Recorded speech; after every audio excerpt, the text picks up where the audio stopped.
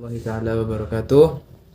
Saya Abdullah Hasbi dari Prodi Bahasa dan Sastra Arab dengan NIM 2221040300009. Saya di sini melakukan tag video dengan tujuan melaksanakan tugas UTS dari dosen saya, Ustadzah Aini Zulfa Hidayah, di dalam mata kuliah Fiqh Lughah dengan tema sejarah fikih lughah serta dialek-dialek bahasa Arab seperti perbedaannya, persamaannya, beserta contoh-contohnya. Masuk ke pembahasan yang pertama, yaitu sejarah fikih lughah. Sejarah fikih lughah sendiri itu dibagi menjadi 3 fase. Yang pertama fase klasik yang pertama. Fase klasik yang pertama atau disebut dengan masa perintisan, karena di zaman itu para ulama-ulama itu masih merintis ilmu ini, makanya disebut dengan masa perintisan. Kemudian yang kedua ada fase klasik kedua atau yang disebut dengan fase kelahiran dan pertumbuhan, karena ilmu ini sudah mulai lahir, sudah mulai dikenal oleh masyarakat. Kemudian yang terakhir ada fase modern. Fase modern ini disebut dengan fase pengembangan. Kemudian masuk ke dalam pembahasan yang pertama, yaitu fase klasik yang pertama atau disebut dengan fase perintisan. Jadi sebenarnya semenjak di masa yang paling awal dalam sejarah studi bahasa di kalangan Arab itu telah muncul beberapa istilah yang merupakan nama atau sebutan bagi kajian-kajian kebahasaan ini. Bahkan sebagian dari nama-nama kajian tersebut itu masih dipakai sampai zaman sekarang, meskipun dengan metodologi yang berbeda-beda.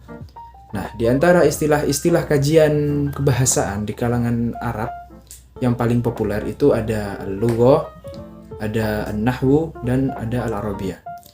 Seperti yang kita ketahui bahwasannya ulama muslim Arab yang terdahulu pertama kali menyebut aktivitas mengoleksi dan mengumpulkan kosakata bahasa Arab.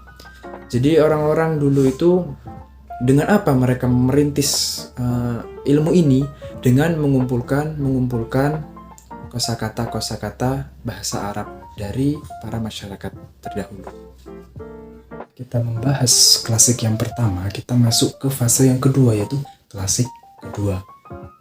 Sejarah fikih lughah di klasik yang kedua ini dinamai dengan fase kelahiran dan pertumbuhan. Nah, fase ini dimulai sejak abad keempat dari Hijriah. Pada fase ini juga, yaitu klasik yang kedua, karya yang dihasilkan itu telah diberi nama fikih lughah atau ilmu lughah. Fikih lughah itu muncul sebagai suatu subkajian bahasa yang independen, tidak lagi menempel pada kajian lain sebagaimana pada fase perintisan. Setelah kita membahas klasik yang pertama dan kedua, kita masuk fase yang ketiga, yaitu fase modern. Bisa juga disebut dengan fase perkembangan. Nah, fase modern ini baru dimulai di abad ke-14 Hijriah. Di fase ini, ilmu lughah itu telah dipengaruhi oleh linguistik barat. Di antara pengaruhnya itu seperti sistematika pembahasan fikih lughah yang dibagi menjadi 4 bagian. Ada fonologi atau ilmu aswat, ada morfologi atau ilmu sorof, dan ilmu sintaksis atau nahwu, dan semantik atau ilmu dilalah. Pembagian kajian linguistik itu menjadi deskriptif atau wasfi, dan historis atau muqarran. Karya-karya di fase modern ini ada yang murni menggunakan teori serta metode linguistik barat, tapi ada juga yang menggabungkan antara teori dan metode kebahasaan barat dengan timur atau negara Arab.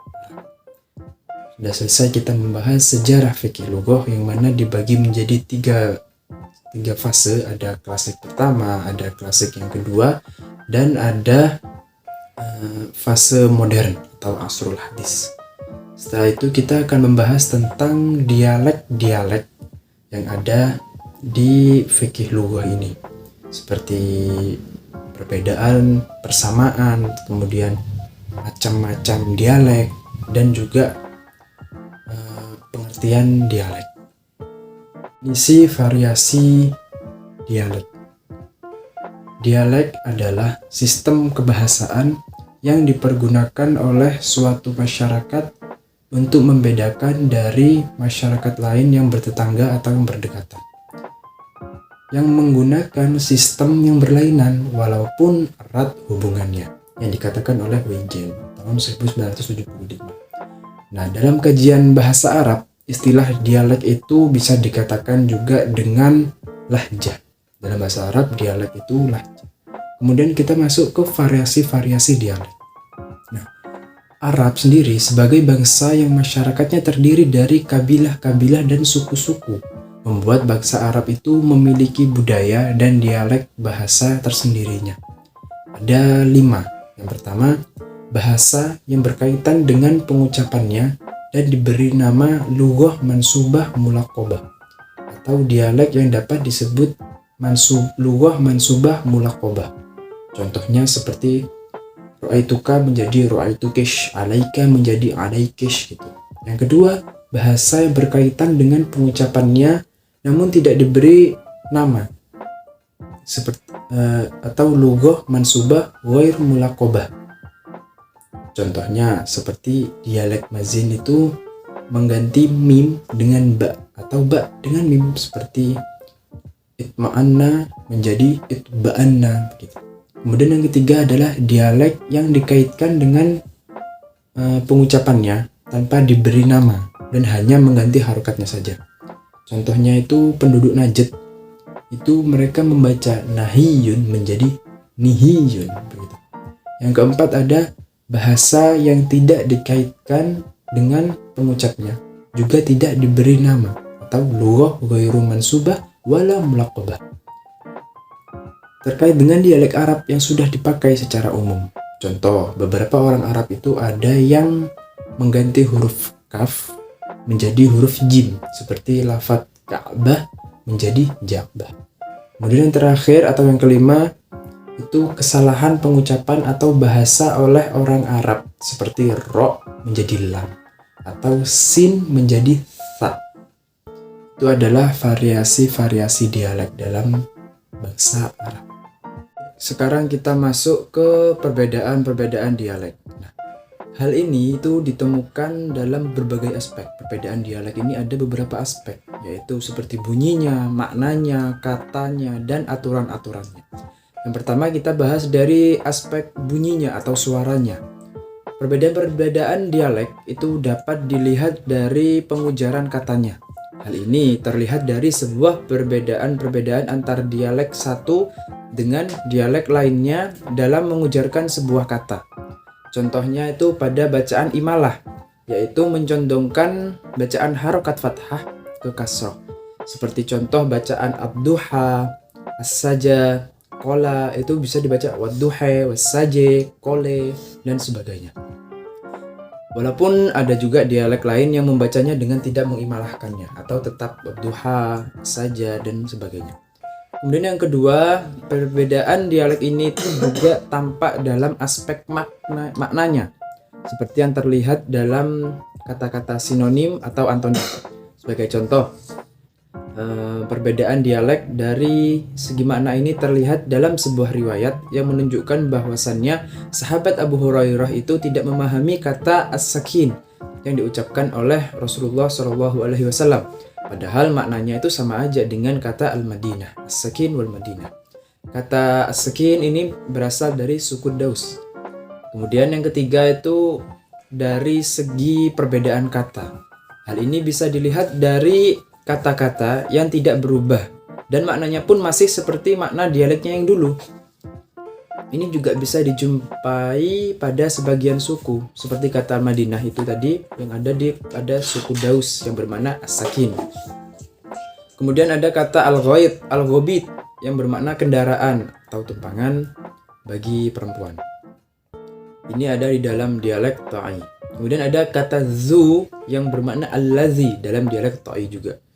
Kemudian yang keempat, perbedaan dialek dari segi kaidah-kaidahnya, yaitu dari segi pembentukan kata dan wazan-wazannya.